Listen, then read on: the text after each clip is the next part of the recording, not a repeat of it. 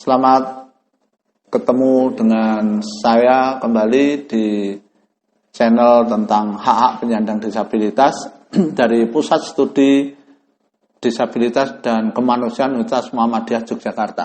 Saya akan melanjutkan pada sesi ini tentang beberapa hak yang melekat dan harus dipenuhi dan dilindungi dari teman-teman penyandang disabilitas.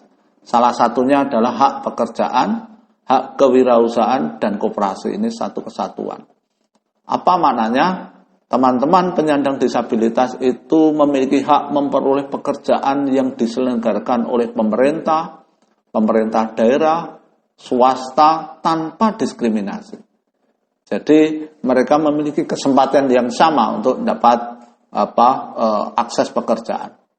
Kemudian yang kedua, mereka juga memperoleh upah yang sama dengan tenaga kerja yang bukan penyandang disabilitas. Artinya tidak boleh diskriminasi upah hanya karena disabilitasnya. Ya.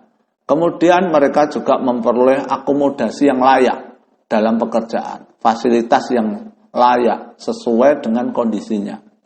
Tidak diberhentikan karena alasan disabilitasnya. Jadi tidak boleh melakukan PHK karena alasan disabilitas. Ya. Kemudian teman-teman disabilitas juga berhak mendapatkan program kembali bekerja, ya.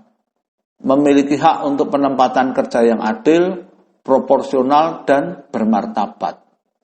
Selain itu, mereka juga memperoleh kesempatan dalam pengembangan jenjang karir serta hak normatif yang melekat di dalamnya. Jadi siapapun itu memiliki kesempatan yang sama dalam jenjang berkarir.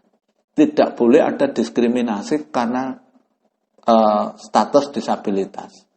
Dan tentu mereka juga memiliki hak memajukan usaha, memiliki pekerjaan sendiri, berwira swasta, mengembangkan koperasi, maupun melalui usaha sendiri atau wirausaha. Jadi teman-teman memiliki hak tersebut. Kemudian sisi yang lain, yang ini sangat fundamental juga, teman-teman difabel juga memiliki hak kesehatan. Apa itu? Mereka memiliki informasi dan komunikasi yang mudah diakses dalam pelayanan kesehatan. Jadi tidak boleh ada petugas medis yang mendiskriminasi layanan kesehatan karena disabilitas. Kemudian mereka memperoleh kesamaan dan kesempatan akses atas sumber daya di bidang kesehatan. Memperoleh kesamaan dan kesempatan pelayanan kesehatan yang aman, bermutu, dan terjangkau. Jangan sampai ada diskriminasi karena dia penyandang disabilitas diperlakukan yang berbeda. Dalam hal ini layanannya lebih buruk, harus sama. Kemudian memperoleh kesamaan dan kesempatan yang secara mandiri dan bertanggung jawab menentukan sendiri layanan kesehatan yang diperoleh bagi dirinya. Artinya jangan dipaksa dia harus ke rumah sakit A atau B atau dapat layanan sendiri. Dia memiliki hak untuk menentukan itu. Teman-teman difabel juga memiliki hak alat bantu kesehatan berdasar kebutuhannya, memperoleh obat yang bermutu. Saya tegaskan lagi, memperoleh obat yang bermutu dengan efek samping yang rendah. Karena kadang-kadang karena disabilitasnya lalu diabaikan, didiskriminasi, kasih obat yang biasa, tapi juga memiliki dampak yang luar biasa terhadap kesehatan. Saya kira ini berisiko sekali. Kemudian mereka juga memperoleh perlindungan dari upaya percobaan medis.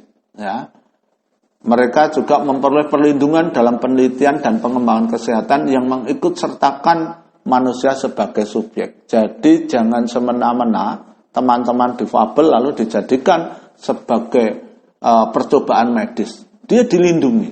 Jadi sama dengan kita semua, kita memiliki hak untuk mendapat kesehatan yang sama.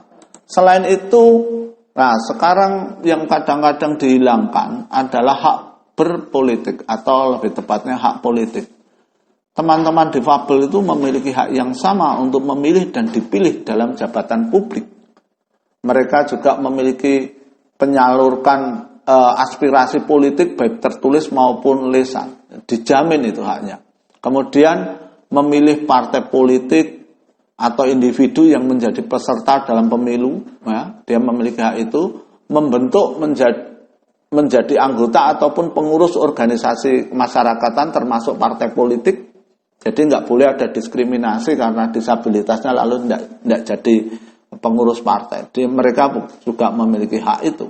Kemudian membentuk dan bergabung dalam organisasi penyandang disabilitas dan untuk mewakili penyandang disabilitas pada tingkat lokal, nasional, bahkan internasional. Kemudian berperan serta secara aktif dalam sistem pemilihan umum pada semua tahap dan atau bagian dari penyelenggaraannya. Kemudian memperoleh aksesibilitas pada sarana dan prasarana penyelenggara pemilihan umum, pemilihan gubernur, bupati, kepala desa, dan nama lain yang sejenis. Selain itu juga teman-teman difabel juga memiliki hak untuk memperoleh pendidikan politik. Jadi dengan pendidikan politik, maka ada kesadaran politik, partisipasi politik, dan mereka akan semakin setara dalam hal berpolitik di negeri ini. Kemudian yang tidak kalah penting adalah sama dengan kita semua, teman-teman penyandang disabilitas memiliki hak yang sama dalam bidang keagamaan. Mereka memiliki hak memeluk agama dan kepercayaan masing-masing dan beribadah menurut agama dan kepercayaannya. Memperoleh kemudahan akses dalam memanfaatkan tempat peribadatan, tidak boleh dibatasi dia nggak bisa masuk tempat ibadah karena layanannya tidak akses. Kemudian mereka juga memiliki hak mendapatkan kitab suci dan lektur keagamaan lainnya yang mudah diakses ya berdasar kebutuhan. Jadi ketika panitia atau takmir atau pengelola tempat ibadah, dia memiliki kewajiban menyediakan bacaan kitab suci dan dokumen pendukung tentang keagamaannya yang aksesibel. Ya. Kemudian mendapat layanan sesuai dengan kebutuhan pada saat menjalankan ibadah menurut agama dan kepercayaan. Dan terakhir, mereka juga berperan aktif dalam organisasi keagamaan. Nah, ini sangat fundamental. Jangan sampai kita, karena kita tidak paham, lalu kita mendiskriminasi teman-teman difabel sehingga dia kesulitan dalam memenuhi hak beragamanya. Kemudian yang lain adalah hak keolahragaan. Mereka memiliki hak untuk melakukan kegiatan keolahragaan, mendapat penghargaan yang sama ketika dia berprestasi, mendapat sama. Memperoleh layanan dan kegiatan keolahragaan, memperoleh sarana dan prasarana sesuai dengan kondisinya yang dapat diakses, memilih dan mengikuti jenis cabang olahraga, termasuk memperoleh pengarahan, dukungan, bimbingan, pembinaan dalam keolahragaan, menjadi pelaku dalam keolahragaan, mengembangkan industri keolahragaan, dan meningkatkan prestasi dan mengikuti kejuaraan di semua tingkat. Ya, jadi mereka juga sama.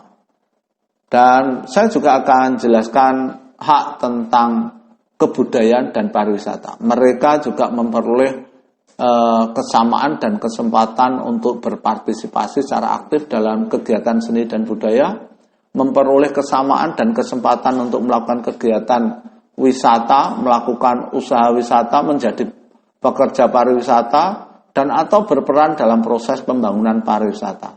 Dan tentu mereka juga memiliki hak mendapat kemudahan dalam mengakses perlakuan dan akomodasi yang layak sesuai dengan kebutuhannya sebagai wisatawan. Jadi pengelola objek wisata, penyedia jasa akomodasi, tolong pastikan hak penyandang disabilitas memiliki yang sama, mendapat akses tentang kebudayaan dan pariwisata.